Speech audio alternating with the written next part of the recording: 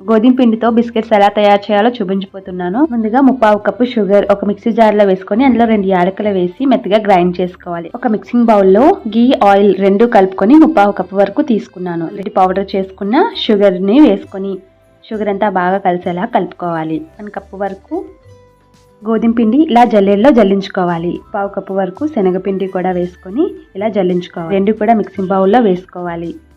వంట సోడా చేయగానే ఇలా సపరేట్ అవ్వాలి. ఇలా కలిపితే పర్ఫెక్ట్ గా కలిపినట్టు. మూత పెట్టుకుని ఒక 10 నిమిషాల పాటు నాననిద్దాం. తర్వాత మూత తీసి చూద్దాం. మళ్ళీ ఒకసారి బాగా కలుపుకొని చిన్న చిన్న ముద్దలుగా డివైడ్ చేసుకోవాలి.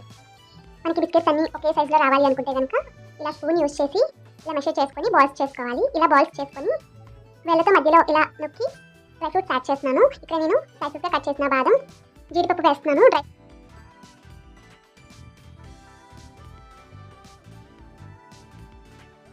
కొంచెం మిడిల్లో బాగా అడ్జస్ట్ చేసుకొని మూత పెట్టి ఒక 20 to 25 మినిట్స్ పాటు బేక్